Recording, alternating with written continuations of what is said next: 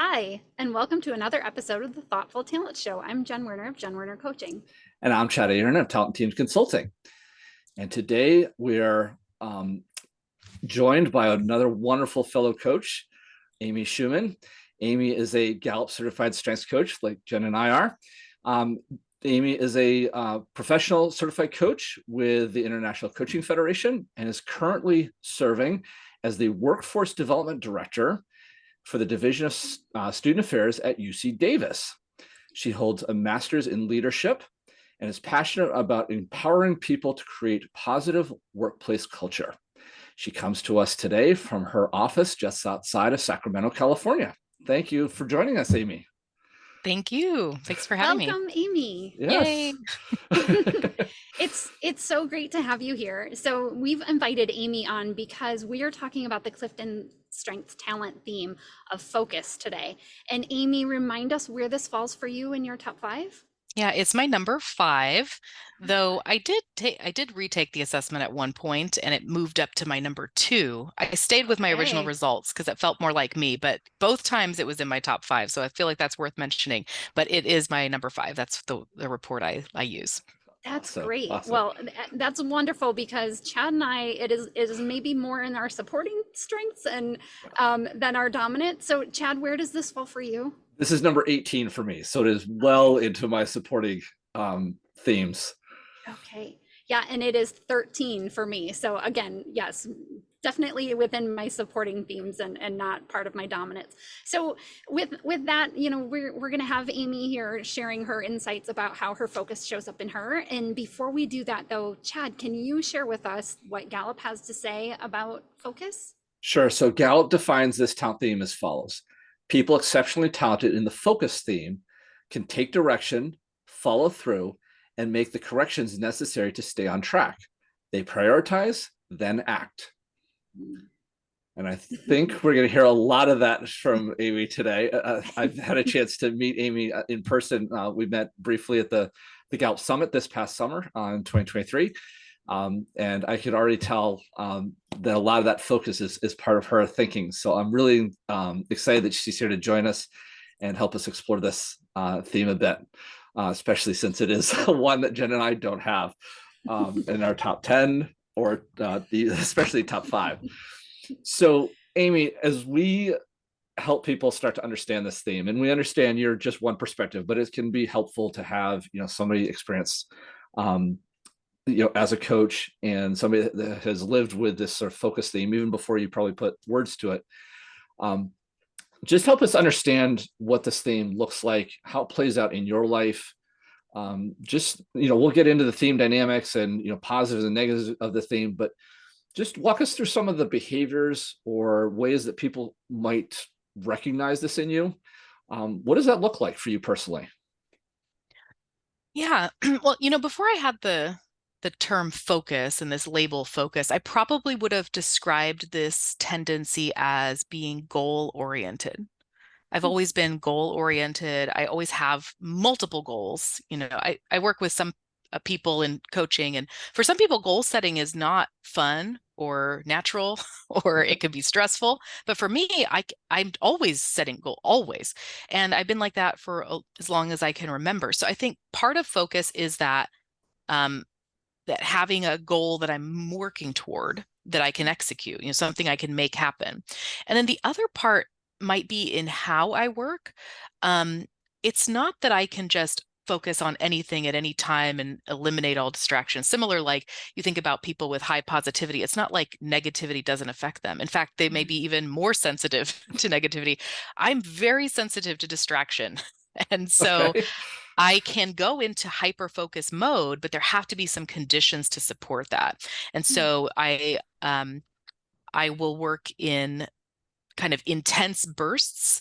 And that's one way that my focus shows up. And I also sometimes have to shut out distractions. Like I know open door policy is this very popular leadership kind of thing. And I get it as a concept, but I'm also, there are times where I'm a closed door working through do not interrupt me kind of person. And that's one of the ways my focus might be observed by other people. Okay. Okay. Nice. You had shared with me before we were talking about achiever versus focus, and I thought that your insights were really interesting about that. Can you share with us and our audience? Yeah, I most of the achievers that I know and people with, achiever in their top five, there I've noticed there seems to be a cadence to their work. Like it's kind of steady and there's something always happening. There's always some movement toward it. And for me, focus is more in bursts and it'll come in these kind of my own coach. I have this coach Micah, and she gave me this phrase that I work in sprints, and Mm. so I don't have to always be doing something. I'm always thinking about it maybe, but the actual executing for me and the way my focus works comes in these intense periods of work versus a kind of steady, more disciplined kind of routine. Yeah, and I loved that, the differentiation. They're both executing themes, so we're both working towards something. But like you said, with that, like those smaller bursts, whereas achiever is really like trying to achieve something of every minute of every day. Like there's some little nugget we're after, like little Yeah. Pac-Man, Yeah. across the screen kind of Yeah. thing. Well, my Yeah. husband has achiever number one, and I notice he can have a schedule and a list and do Mm. the things on the list. Or if he goes to the grocery store, he'll get the things on the list. And me, I have a goal, but how I get there, it's not quite as linear. And I kind of I kind of don't like to have to, I like to work on times where I feel Mm. this focus motivation come. Mm.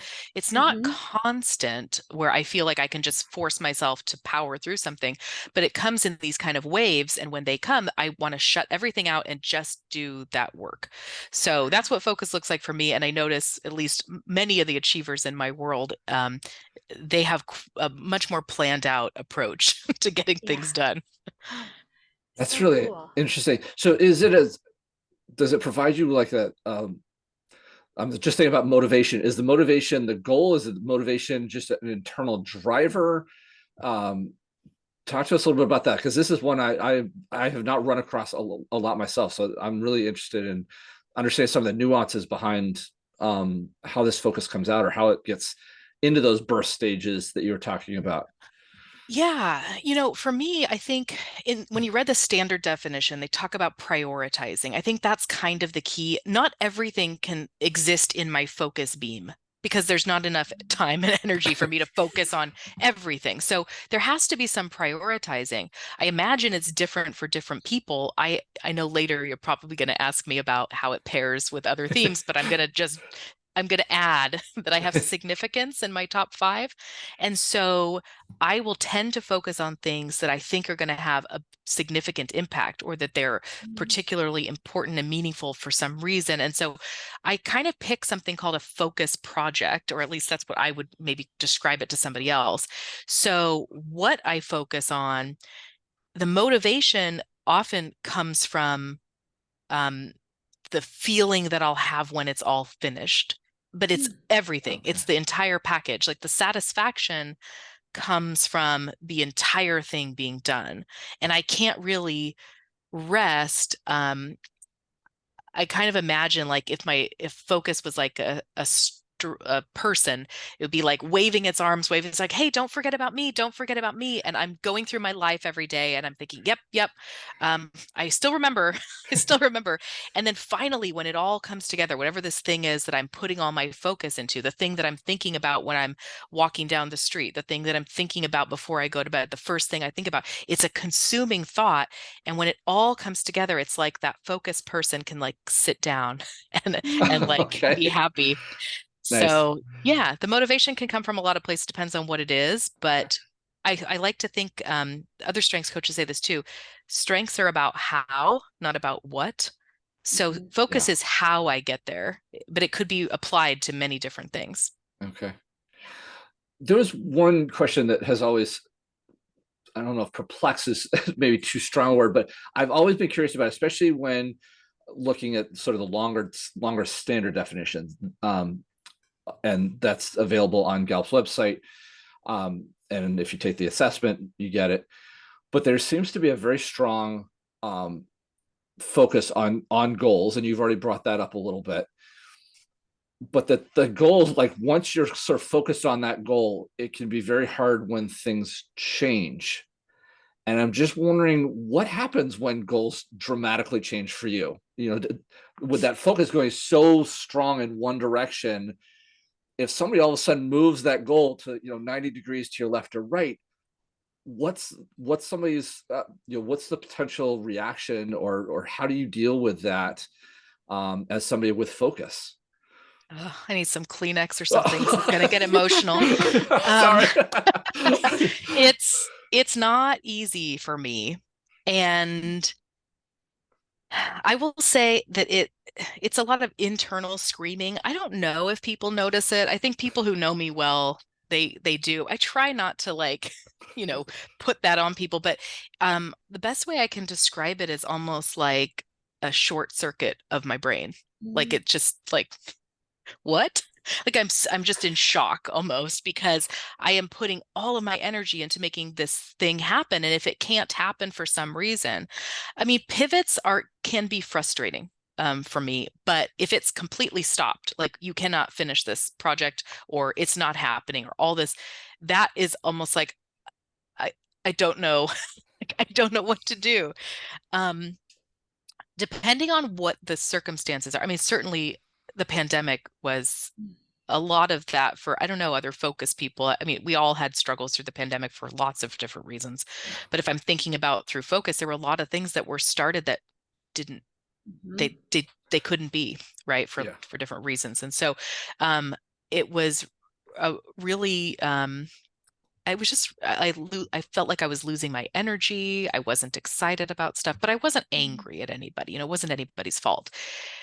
If it is somebody's, like somebody could have let me finish the project, but they decided not to, like if I felt like they didn't have to do that, it can really damage relationships for me because I'm still holding on to this thing. And I also have to be careful that sometimes it's that other people just don't remember. But my brain, for whatever reason, I don't remember everything. I don't remember everything people say. But if there's some kind of project or some kind of future task that I grab onto in this laser beam of focus, and maybe the other people just forgot, I have to really be careful and try and communicate with people because they might not realize that it's really upsetting to me. The other thing is sometimes, if you look in like, there's different words Gallup uses. I'm going to use the word basements from the old balconies and basements worksheet, but there's different words for this, but the word rigidity comes up, kind of inflexible as kind of a barrier label for focus. And I happen to have adaptability really, I think it's like 32. So there's that playing here as well. Right. Maybe somebody has focus and adaptability, and but for me, I joke with friends and family. I'll say something like, I don't know if I gave you the impression that I'm a kind of go with the flow person. And they usually laugh because I don't give that impression. And then I say, but I'm not. And the same talent that you like to use to make things happen cannot pivot like this.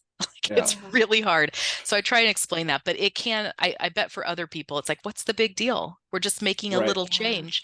And my focus is like, this is not a little change. This is disrupting my entire mental infrastructure that I had planned. Yeah. I love that phrase, mental infrastructure. That's a good, I like that one. That's because I could hear it that taking out a specific action is removing an entire I-beam from that structure, and everything sort of collapses, or as you said, sort of short circuits. I really appreciate that perspective because I have been curious about that. I have high responsibility, and a lot of those sort of goals are set out in front of you, and I make a commitment to fulfill those. And then when either they change or they're no longer needed, that can have a similar impact of, well, wait, I promise you I do this. And so given that responsibility and focus, like Jen was saying, they both are executing, but they seem to execute slightly differently. And so I was just wondering what the impact of changing goals would have on somebody like yourself with high focus talents. So Well, and with your example too, responsibility has a lot of external, right? It's somebody right. else needs this, or I assume somebody else wants me to do this in some cases. Where for me, focus is more internal motivation, though I don't know that it always shows up like that. Probably depends what other people's top five is. Yeah. But it doesn't have to be external. It could be something I just want to do, a goal I've set for myself. Yeah. I can also get excited about goals other people have for me, or have, given me as ideas or something. But I don't know that it doesn't have that same tilt like responsibility does. It really needs that external person to, Right. to Yeah. be the one needing it. Yeah. I Yeah, am it definitely does. hearing a lot in your answer about the intrinsic, a lot of it coming from sort of a self-starter. I want to get this thing done, or this is really important to me. So I definitely appreciate the difference. I was just also wondering, like, the similarities around when goals change, they Yeah. Yeah. all of a sudden shift to, 90 degrees off the side. Yeah. That can really, I know, throw me. And I was just wondering what that, especially given the long definition, sort of standard definition of this talent theme from Gallup. So Mhm. I really Yeah. appreciate all those examples and that sense of clarity. I know Jen has some great questions that she wants to ask about sort of the positives and negatives. So Yeah. yeah, Well, and I so appreciate that you've already kind of like started down this direction. You yeah, talked about like warning people, like if I've given you the idea that I'm a flexible person, yeah, that's not true. So we know that, we joke, we kid, but there are sometimes that our talents actually get in our way. They trip us up. They are coming on too strong and have a tendency to either damage relationships or just drag us into the ground, with our responsibility, as Chad and I have talked about and joked about. We will like be dragging ourselves along to make sure that we get something done for someone else. So in that vein, like, are there ways and times that you feel like your focus actually has worked against you rather than for you? Oh yeah, of course. And I'll share too. Responsibility is my number 9, so I'm tracking with your responsibility comments too. awesome. All right. Um, but so when has it gotten in my way?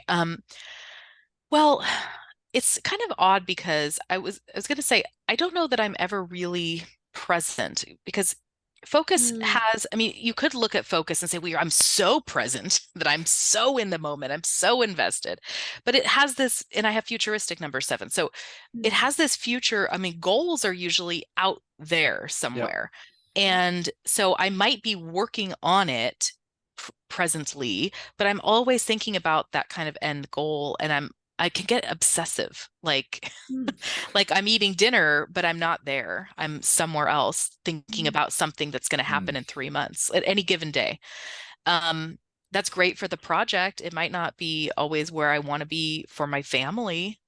and and I think they love that I like the work I do. But sometimes I wish I could just pause it, mhm. like just that kind of be here now kind of thing. But Yeah. that's not quite me. So there's that. The other thing that can get in the way, you mentioned relationships. I think I mentioned relationships earlier, is if someone's inside I keep using this like laser beam kind of metaphor. If someone's inside the laser beam working on the project with me, like it's great. We're talking, I'm checking in, we're doing like, but if they're not, it's like I kind of, you get this kind of, one single-sided kind of narrow lane going, and I can forget about checking in with Mhm. people who aren't part of the goal that I'm working on right now. And so that can be hard for relationships too, because it really isn't something I'm doing intentionally, but I'll get so wrapped up in something that I'm working toward Mhm. that it is all consuming. And so there's that. And then of course, yeah, if I can't be if someone's asking me to be more flexible than I would like to be, I could get short with people maybe, or I'm an impatient person generally. But uh, yeah, I think sometimes I don't respond well to requests for change. And so that's something that I have to balance, because I definitely don't want people to feel like they can't talk to me or they can't bring something up. But at the same time, it I don't, I like to show how can I use this in a positive way. And if Mhm. people are asking me to be something I'm not all the time, then I'm not actually able to use that talent at all. Yeah. Yeah, I really appreciate you bringing out that like that if you're not in the laser, you're kind of, as far as relationships go, you're kind of on the outskirts. And I would say with all of my heavy executing themes that I have high, that happens to me as well. So you know, I think it's part of the, I love doing work with other people. I love getting, you know, in and working with others. I also love to work by myself. So it seems like those that I'm working with are closest to me. So I could see where, especially with focus, if they're part of that process of yours, they would be very close in that moment, but then maybe fall up to the wayside when that project ends. And not that you don't care about them still, but that they just have, you've moved on to a different laser focus at that moment, at that time. Yeah. Yeah, and it doesn't mean we can't come back together, Right, but absolutely. Right. Yeah. And what I wondered too about that was you had said too, I think you said it, that when something just stops and you can't end mm, and there's no resolution, that there's a bit of a loss there. yeah. Yeah, almost like I'll mourn the loss Mm, of this goal that cannot be. And then my yeah. brain will start saying like, well, can I though? Is there still a way to get there? And Um, yeah, it's emotional for me yeah. when these things end. Yeah. Okay, well let's flip it. Let's Okay. not be so emotional. So Yeah, tell me, it's a yeah, great like talent too. let's Yeah. go. Yeah, oh, absolutely. And so let's talk about those ways that this has just made you shine. This is Mhm. the talent that and we know we don't, they don't all work in silos, but if we had to really put focus in the spotlight for a minute and think about like the ways that it has really propelled you towards your goals and gotten things done, what are some of those things that you just feel like this theme has really benefited your life or your work? Yeah, well, one, I feel like I have a reputation for getting things done, like making things happen. And so I attribute some of that to focus. I think Mhm. also just being able to be really clear about not just setting goals, but relentlessly pursuing them Mm, has given me a lot of nice. benefits in my career and my life, and even in hobbies. You know, I'm sort of an extreme hobbyist. Every hobby I have, I've turned like into a business. It's a whole thing. But I have to, I don't know, is it okay if I read a sentence from my report? I have it up Oh, in Oh no, front of it's me. yeah, that's fine. Yeah, that'd be yeah, great. So absolutely. this is like the understatement of the century, but it says, by nature, you may devote yourself to things that intrigue you. Sometimes your attention intensifies if you're encouraged to immerse yourself in a specific activity or topic. And like that is that is absolutely me, but like times 1,000. Like sometimes it intensifies. Yeah, it intensifies in a big way. But what happens is when I do that, I can become an expert in something because it's different than Mm, learner. People often think I have learner high, and I think it's because of this behavior. If I'm interested in oh, it, I want to know everything about it, and I can, it's on my mind all the time. I think part of Yeah. that focus is that obsession of like, I see it all the time as a goal. And so I'm always collecting things that will help me move toward it. Um, so, and I enjoy like those kind of intense kinds of working times where I can just dedicate my favorite day might be for focus, might be if I have one thing to do for the whole day. Like I get to really immerse myself into a mm, topic and Oh, then the next okay. day do something different. I don't like to do the same thing every day, not like, Yeah. discipline, but I love the luxury of a big chunk of time. It's like mm, just what focus loves. Yeah. nice. Oh, that's so great. Yeah, it's so interesting to hear the differences between some of the themes because Oh, I absolutely. love very long stretches of time as well, but for a very different reason. That's where my learner Mhm. loves to like go Mm, deep on something. But again, I'm finding a very it's usually a near term impact it's trying to have, uh, and yet I'm hearing that same sort of love of long chunks of time, but for a specific big project to do Yeah, yeah. is And just getting really it intriguing done in that and time. getting it done. Yeah, Mhm. yeah. um, that's fantastic. I'm I gonna have my mug today that says, create. There you go. Nice. That's what I like to do with focus. So I Yeah. picked it on purpose. Nice. Focus likes to create. It's not just about paying attention to something. It's Yeah. about I'm at the end, there's something to show for it. And that's what focus likes to like, look what I made. Yeah. Yeah. You're welcome, Oh. everyone. Well, in that vein, you're taking this hour to create with us. Yes. Some wonderful insights on this theme. Those have all been fantastic observations and realizations around this theme. Jen and I have both said, these first couple questions have been very focus driven, that, just as this theme on its own. I want to expand the circle a little bit now and think about, if we're thinking about this theme operating with other themes. I have sort of two questions around this. We'll tackle each one on its own, but I'm curious if there are themes that you find you sort of loop in a lot more frequently than some of the others. And you've already listed off some of your other talent themes, and you've mentioned significance already. But are there other themes that you're looping into almost accelerate the success of your focus talents, your focus theme?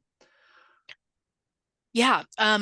Probably the one I say pairs with it really naturally and really nicely is my number 7, futuristic, because focus is about future goals, and futuristic, like I like to imagine what it'll be like when it's done. And the vision of that propels focus, and focus needs to see something like, what's the goal? And so futuristic can help show, here's the goal. You can, like, I can see it. Nice. Significance helps with prioritizing. I think other ones, I do have responsibility, like I mentioned, and achiever, both my 9 and 10. So, when it comes to the executing part, but I feel like focus has these two elements. It's the vision, goal, priority, and then the making it happen. And so I have all these influencing themes. So I haven't talked a lot about my top 4 other than significance, but so I have all these influencing themes that kind of are creating this whirlwind of motivation of like how this is going to give impact to my work and these kind of things. And then underneath that, I have in my 6 through 10, I have some real executing kind of power themes to like make that happen. So, and focus is right in the middle at number 5. So I think focus is the thing that pulls together the vision and the execution and makes it possible. So it's using all of the themes, but I think futuristic and significance are probably the 2 that feel like they are like right up next to it. Nice. Okay. And then in that same sort of vein, we all, well, especially us as coaches, know that our themes can sort of get away from us sometimes. Jen and I have had long conversations around our deliberatives being very risk aware and where that leads us. And that can, if you let it go long enough, it'll take you into some dark places. And so sort of that kind of rabbit hole metaphor, just diving in and going maybe a little too far. I'm wondering if there are themes you lean on to help bring your focus out of that rabbit hole, out of that overpowering version of focus. And I ask this question because, especially for someone learning about focus, they may start to realize they have some of these behaviors that go way too far, and might be looking for some tools to help them bring it back a little bit more in balance. I was just wondering what themes you lean on that maybe others might be able to also see in their reports, be like, oh, I can lean on that one, or I can lean on that one in the same sort of way. Yeah. So my number 1 is communication. And I feel like it's like, if I think of strengths as tools, it's the duct tape of all the tools. Like it's easy for me to use. It's the first place I start. It works on lots of things. So one way I would help is trying to communicate to other people. I feel like that's a good starting place. So, or even to myself, saying I love to be coached, and I'm a verbal processor. So sometimes I have to use my own communication to say out loud, what is it that's bothering me so much? And then once I can see it, then I might be able to pull myself in. So communication is one that I use for everything I can use communication for, I do. some of the other ones might be the two I mentioned before as being really like buddied up with focus, significance, and futuristic, but they can also realign or calibrate the focus because significance can help with importance of like, well, how important is this compared to or what's the bigger picture? But significance and futuristic together is like, what's the bigger picture that we're talking about? So if I'm in the weeds of this one thing isn't happening the way I want it to, the significance and futuristic are zoom out kind of themes. Okay. And focus is a zoom in. Yeah. So they're like, okay, like pull us back out. And sometimes just having that different perspective can help me move forward. And sometimes it doesn't.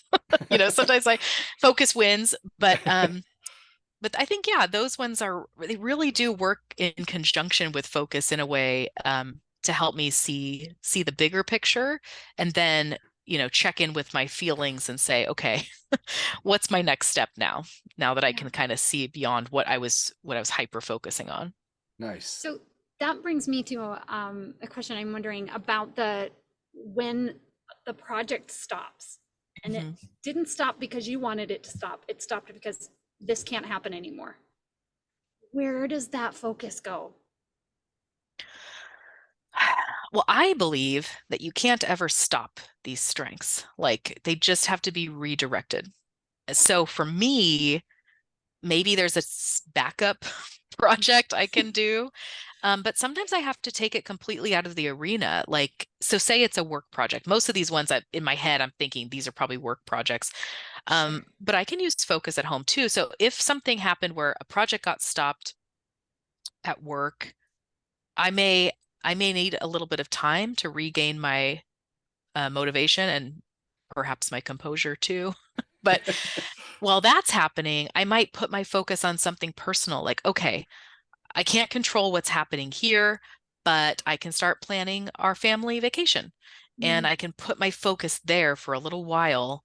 I tend to like the goals that are work related, and I'm really fortunate that I love the work I do, but I can put focus towards something else. Sometimes sometimes my family is like, they don't want all that focus on something. Like, then now it's like, okay, now you're in doing everything here, and like, why don't you focus on something at work? So it's a balance, but I think it can be redirected, and it's better for me to redirect it than to try and say, well, I'm just not going to have any goals. I mean, what is that? Sure. Like, that's not me, and I won't last that way. So I'll find a new goal, but if I've really been I don't know, affected by whatever this thing was that stopped, I might pick like what I might call like a safer goal, one that I have more control over the outcome. So like a low stakes, like I can focus on planning this little family event because really it's unlikely that it's not going to materialize, right? So, and then I can build myself back up to doing those big projects. Yeah, thank you for that. Yeah. My activator does a lot of that pivoting, and Chad, you probably knew I was going to go Pivot's there a with great it. word. Yeah. Because there is something about that. Like if there's nowhere for this energy to go, it has to go in something. And so like for me, when I like, the executing is definitely the issues. And if something happens and I can't work on that anymore, I have to redirect all that energy into something else in order to just be okay. Otherwise I feel very off tilt. And it sounds like your focus really does that with you as well. Like when those changes come like out of left field, you're like, oh wait, what? The glitch, the computer short glitch, like it's like a glitch. Circuit. Like it's like I just kind of I can't function, and yeah, absolutely. And sometimes I can just try and use a different strength altogether, but it's maybe like, okay, well, maybe I'll tap into my number 8 later and just go and catch up with a friend from a long time ago, and maybe that will help build up my soul again.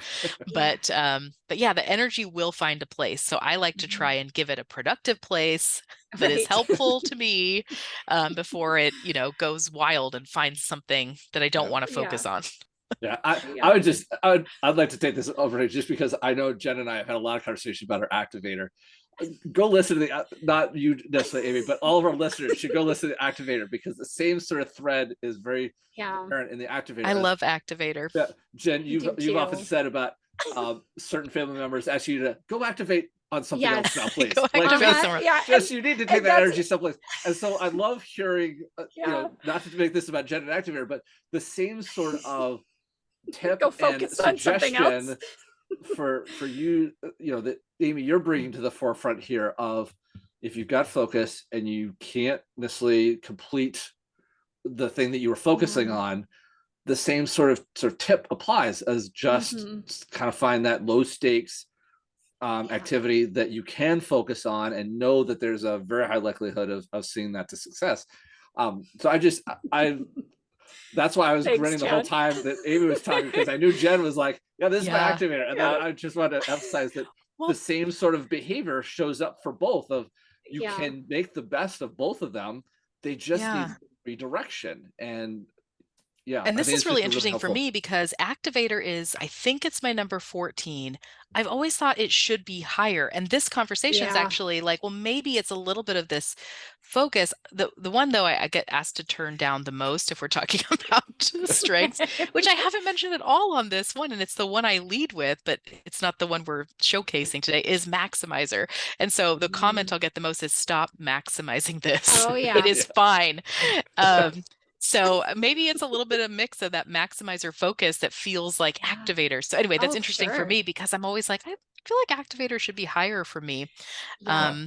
But maybe And I it's tell these. Chad all the time, like the activator at 5 might as well be at 1. When it's on, like I cannot calm it down. I have to, like Chad said, I have had a family member say to me, go activate on something else. Like I'm hovering and like there, and I'm like, let me in, like We don't want to put be me in, activated. coach, kind of thing. Yeah, no, exactly. And they're like, go away, like I got this. So it's just funny when you were saying like your family's like maybe doesn't want that much intense focus. Like I was thinking, I was exactly where you were, Chad. Like go focus on something else. Please find someone else to focus on. Yeah, and I said my family. I really just mean my husband. But we'll see if he listens to this later. He's like, stop talking about me on this podcast.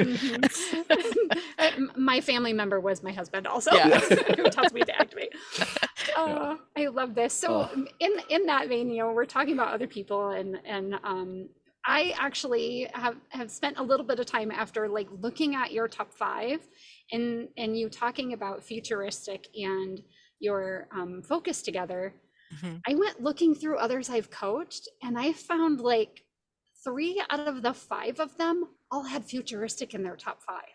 And I was like, oh, how amazing is that? Like the grouping of those two together. And so when I think back to these people, they have like this mixture of the strategic thinking talents with their focus, almost all of them.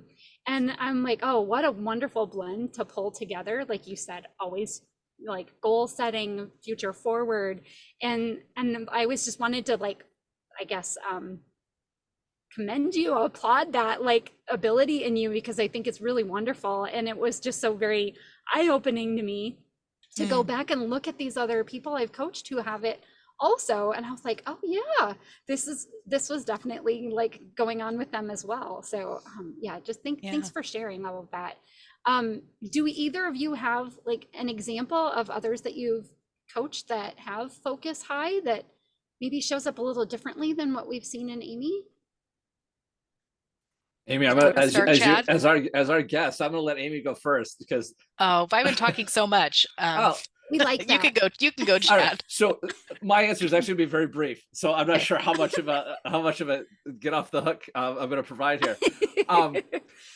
I'll be honest. I was going through the names of people that I have coached and trying to find people that have focus in their top 5, and of the something like 500 or 600 people that I've had in workshops, I only have 20 people that have even had it in their top 5. And so, and those have been in workshop situations. So I actually, out of the whole list, I don't actually have anybody that I've actually coached for a long period of time with focus in their top 5. So I really don't have that much to contribute, only to, with the exception of saying, that in general, this is a relatively rare-ish Yeah. talent theme to have. I mean, I don't think it hits it. I don't think it sits in the statistical analysis that Gallup has done in the past of like the 5 most rarest, but it is not, I wouldn't say it's Super that far common. off. It's probably in that, bottom 10 or 15 themes that people likely have in their top 5. So I would just say in that vein that if you've got somebody like Amy with focus, you've got a true gem, and it's something to really pay attention to and engage, because that, if you're like me and have picked up on sort of the intensity of this theme and the intensity that can bring, that is so amazing, and has this sort of self-starter, self-motivated, intrinsic motivation kind of tone to it. I think that's fantastic for a team or organization to have. So that's going to be my only comment. So I don't have anybody specifically that's extremely off what you're sharing, Amy. I am curious. I know at UC Davis you got a fairly good sized community there that you probably work with. Do you have any examples of somebody else with focus that has maybe come across as a little different than your own version? Yeah, similar. I don't meet a lot of other top 5 focus people. I do know some, in the interest of like, I'll just generalize some thoughts about coaching people with focus. I think depending on what the rest of the top 5 are, it can definitely look different. You may have somebody who's even more into the executing realm, or like your example earlier, maybe somebody who's really into the strategic realm, and what does that do to the focus theme.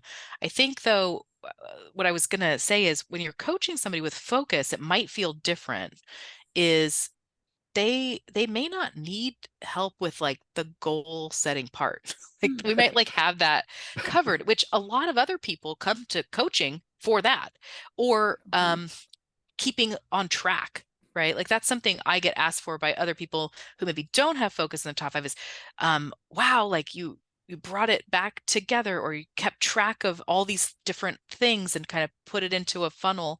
But where people with high focus, where at least this for me, this is true also, I think that the open-ended questions of coaching that open up perspective, and that can be really valuable, because we may be really defined on the goal, but missing something. And so coaching, it might feel a little different than coaching somebody whose whole objective is to come up with this goal. Well, we're starting with the goal, and we're sort of like, okay, are we on the right track? What else do you need to consider to keep moving toward that? How will you feel when this thing is accomplished? What's next for you? That kind of stuff. Yeah. Yeah. But yeah, I think different people have different intensities in terms of that interruption. Like some people need certain circumstances to work, and it might look a little different. And I mentioned there's somebody out there, I'm sure that it's possible, who has adaptability and focus, and that I bet that would look totally different than mine. Yeah. We would like to see that. That would Yeah, be cool. I know. Maybe, I mean, it's got to be. I've met people with Right. all different kinds of what I, Oh, yeah. call like unlikely pairs. There's got to be, yeah. Yeah. Thank Well, you. that's take advantage of or building on the fact that it is relatively rare. The question I want to ask is that, given that somebody might not run into somebody with focus all that often, I'm curious if you, Amy, and Jen, I want to come to you with this as well. I have my own take, but I'm always interested to expand the dictionary a little bit. What images come to mind that people might be able to use as sort of an entry point to understanding this theme? If our listeners have listened to any of our other episodes, we've always done this with themes, because it's a nice way to sort of have that entry point to understand it in sort of a picture way. We've on occasion used pop culture references, but often, household objects and so forth. I'm just wondering if there's an image that you use, especially with all the coaching you do at UC Davis and some of your private coaches, private consultants. What images do you go to when you start to try and explain this theme to others? Yeah.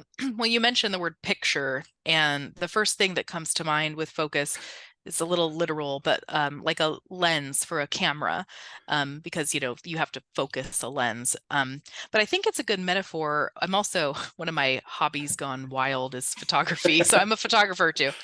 Um, so I like that metaphor. But there's something about, looking through this kind of narrow thing. You can already see in your sight what it is you want, but you're kind of fine tuning it. And then I Mm. like the photography metaphor too, because with the executing domain, it's not just about looking at the object, it's taking a picture of it. Maybe you print it and put it on the wall, and you have maybe my maximizer now is like, and then you do this and you do this, and you have this a gallery of the photo. But it's focus is with an intent to create or an Mm. intent to do something, but to be able to do it, it's blocking everything else out so that you're dedicating your attention to this one thing. And I like that metaphor too, because there might be like something happening right over here that you're not, or maybe there's even a more beautiful thing here, but that kind of calibrating. I have like walked into lakes and tripped over rocks taking pictures, because that focus of focusing on the goal, that future Yeah. focus, but also in that moment of being so focused that everything else kind of stands still. So that's my focus metaphor. Nice. Yeah, nice. Jen, do you have one? I really I do, but it's not right. Like there isn't an end goal, and except for maybe where's Waldo? So it's like this like search and find kind of thing. Like, and I think you shared with me before too, like they have those little lists in the back of the book, and so you could check it off. My achiever loves that. That you collected all the things, but maybe that you're, is so engrossed in it that you don't hear other people. It's that like anything that pulls you in, that you, like Amy said, lose your surroundings, lose what's Yeah. around you, that like actual pure focus of something. So I went more towards that, like searching for the guy and finding him, but I love Amy's, that like having the end tangible result, like actually executing, finishing something. Nice. I like that one Nice. Yeah. a lot better than my where's Waldo. Well, I mean, it's good imagery, but I think at least for me, I'm not searching with focus. I know what it is. Yeah. I just Yeah, have to make it happen. Um, but yeah, certainly that's that flow cool. state, that reminds me, if you like Where's Waldo, like I don't, it frustrates me. So Right, I'm like, this is not helping toward my project. So right. it's a distraction. Yeah, Next. yeah. There are those nasty, those inconvenient distractions, right? Right. Yeah, Yeah. yeah, yeah. Um, Chad, did you have one? yeah, I actually did.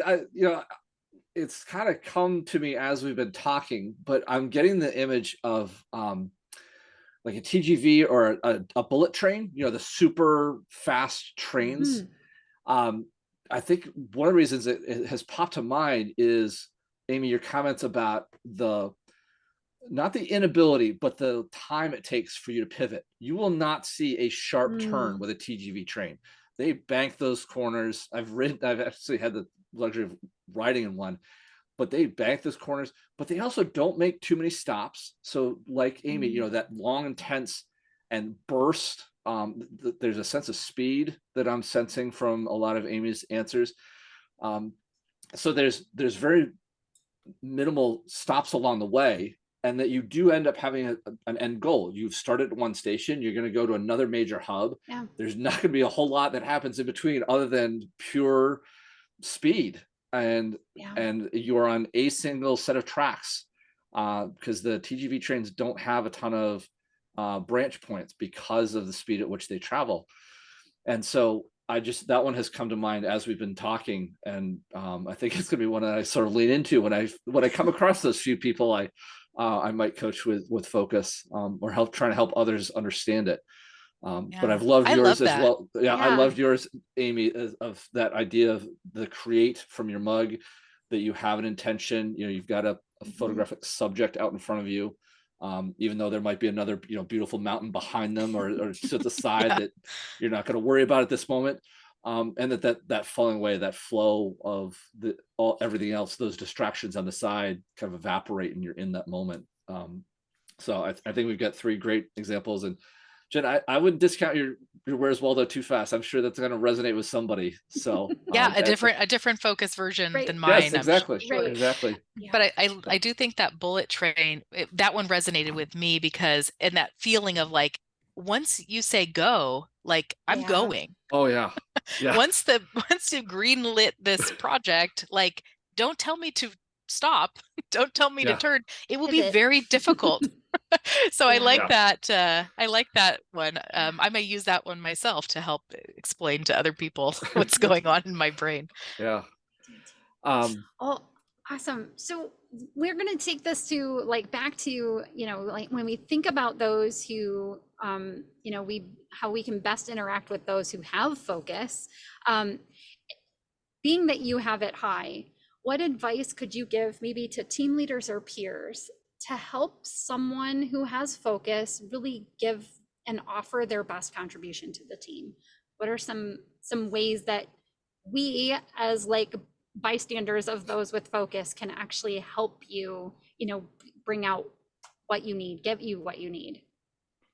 Yeah, well, everybody's a little bit different, so I think of it as, an opportunity for a conversation. But some things you might ask about are, what conditions do you do your best work? I mean, that's a good question for anybody. But with Mhm. focus, if you know they have focus, asking what helps you to focus? What helps you to go into that kind of deep power mode Yeah. of executing? And my guess is they may say, I need uninterrupted time.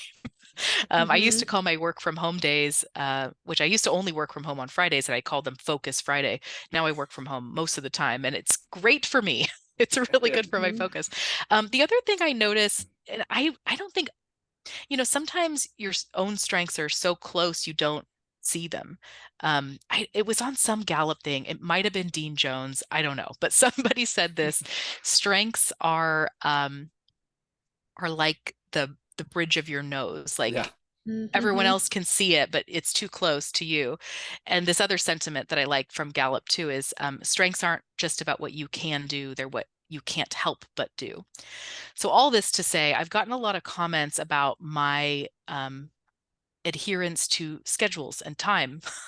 And I'm a natural timekeeper, and I have, different like devices here in my office to help me keep track of time, and agendas for meetings and stuff. And so one of the things I tell people working with me with focus is, if we're going to have an agenda, which I think is a great idea, like let's do it. Like stick to what's on the agenda.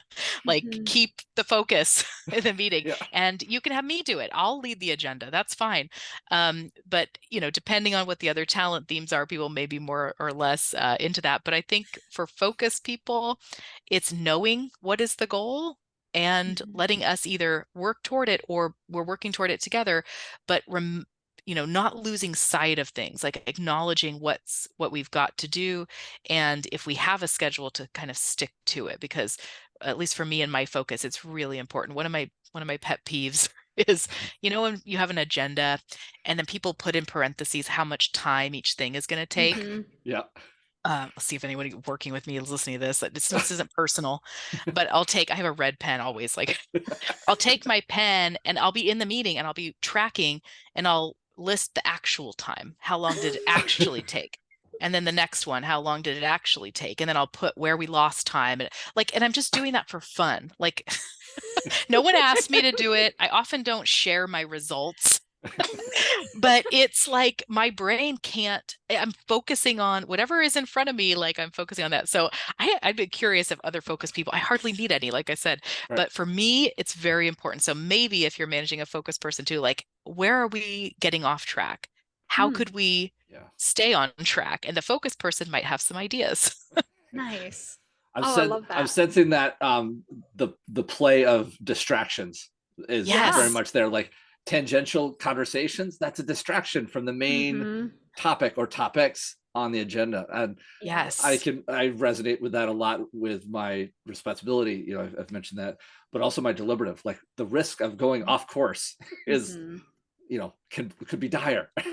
Yeah, and just because we have But focus, like I said earlier, just because we have focus doesn't mean we're immune to distraction. In fact, we oh might right, be more sensitive Right. to Exactly. distraction. Yeah. Yeah, Um, those are great. Those are great yeah. advice, great examples of things that we can do to help others Yeah. bring out their focus. I mean, there was one thing that you shared with me before, and I got reflecting on a little bit because of one of our most recent other episodes where Jen, you might be able to help me with exactly what other thing this came from, but the need for the information and filling in blanks early in the process. Whereas Amy, I think you've mentioned to me about focus needing more open space that let you fill in the blanks. Mm. Could you talk a little bit about that in terms of how to interact with somebody with focus of what information or what information maybe you hold back and let them figure out? Could you talk us through that a little bit? Yeah, and as I'm thinking about that, I'm wondering how much of this is me and how much of this is everybody with focus. But for me, the important thing is what is the result? Not how do we get, like, not every little thing about how we get there. Like, if I know what the result is, like, I will keep that in my mind and then I'll build it. I want freedom to work on it at the times where I feel motivated to work on it. I Okay. will be able, I have a ranger somewhat high also, but like pulling in all these different pieces. Mhm. So I think that clarity on what the goal is helpful. And anything that's going to potentially derail it, I would want to know up front. But I like, once I have focus, I think I like the trust that comes with, I will make this happen. So I just need to know, Yeah. what is it we want? When is it we need it by? Is there anything that I need to be aware of that could derail this thing? And then just let me go. Like your high speed train Yeah. analogy, right? Like, give the tickets and the destination and the this, and then watch out because here I go. And if you want to be on the train, great, but this is when we're leaving, and Yeah. be on time. And this is the destination. We're not taking sidetracks to some other No, little no village, right? Yeah. side stops. Okay. No, that's a different train, a Yeah. different strength. Yeah. Okay. Well, this has been a Great fantastic question. conversation. I'm so thrilled about everything I've learned about focus. I don't know about you, Jen, Mhm. but I have a whole Yeah. other understanding now, a level of depth, and um, feel a little bit more prepared to coach people with it. I hope our listeners have gotten a lot out of this, of starting to understand maybe some of the people around them. I did want to ask you, Amy, as all good coaches do, we usually ask our coachees, and in this case, our guest, to help us wrap up the session.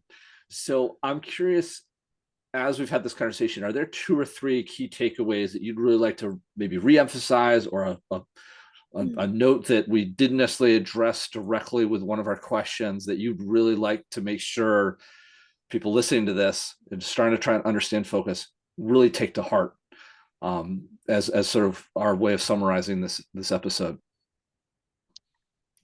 Yeah. Um, I think that when you think about focus, that's how I started it, was saying there's a big goal setting element. And so if you are wanting to, I mean, there's lots of executing things that can make things happen, but focus might be reserved for those kind of like distant projects, those kind of goal-like Mm. things where it Okay. needs somebody who can keep it going and keep the dream alive, like keep it in sight. Um, I think also there's something really, I think it's dedication. I think there's a beautiful dedication to that. If it was important enough to be, you know, developed as this idea, this project, that focus is going to see it through in a way that really like keeps things moving. It keeps things going forward. There's also this flexibility. Like, it's funny because I think I mentioned inflexibility, but with focus, they might need flexibility in how they work or where they work Mm. so that they can access that. Because it is, for me, it took a lot of years to realize, oh, it's not that I'm rude, that I want to close my door. It's that I can't work without doing that at sometimes, Mhm. depending on what kind of thing I'm working on. And so, understanding that need that comes with focus, and that those people, they want to I don't want to generalize, but I'll say me. When I'm in that focus mode, it's so that I can serve others with whatever this product is, whatever this experience is. And the best way I can do that sometimes is retreating into this focus cave and coming out with the project. Um, and I think I mentioned at the very end, but also this idea about time and the importance of time, and that, not wasting time. That might be something that I think a lot of the executing themes probably care a lot about. Mhm. And focus is no exception. Like, we have an agenda, we have something we want to work toward. And it's also okay to ask questions and get that focus person to kind of zoom out sometimes, because we benefit from that too. Nice. Nice. Wonderful summary points. Amy, it's been so amazing to listen to you talk about your focus. And I want to just thank you for being open and vulnerable with us and our audience. There's so much of what we do that comes so naturally, and our talents just, like you had said before, like sometimes you don't even pick what you focus on, like your focus picks the focus, and you're so there for it. So I just want to like celebrate you, and just really thank you for being here, for being part of our show, for sharing your focus with us, and being so open and vulnerable. Yeah. Yeah, thanks. Yeah. It's fun to I have these I kind of reference a little bit. My top 4 are all influencing themes, and I feel like they get the attention all the time. So it's kind of fun for Sure. focus to kind of take the stage today and say, you know what? Focus is powerful too, not just all these orangey yellow ones that I've got on the top. Nice. Yeah, Yeah, I thank will you. echo Jen's thanks for spending so much time with us, understand this theme. We highlighted at the beginning that this does not reside too high in either of our talent lists, and Mhm. just to have this much better understanding of it is going to be so much of a help. And I really hope it helps a lot of those listening to understand this. Just as we wrap up, I just want to remind people that if you like this episode and also want to engage in the conversation, we really encourage you to leave comments on either our YouTube channels or our podcast that we host through Acast, and just subscribe. You'll keep hearing from great coaches like Amy that help us understand these themes a little bit better, are gracious enough to be vulnerable with their talents. So just reminder to keep engaging with us. Jen and I will be posting this on LinkedIn, and we'd love to continue the conversation there as well. So Absolutely. And if you want to reach out to any of us, including Amy, all of our contact information will be in the show notes, so you can find it there. And so until next time, I'm Chad Ahern of Talent Teams Consulting, encouraging you to keep playing to your strengths. And I'm Jen Werner of Jen Werner Coaching, encouraging you to be uniquely you. Thank you, everybody, and we'll see you on the next episode.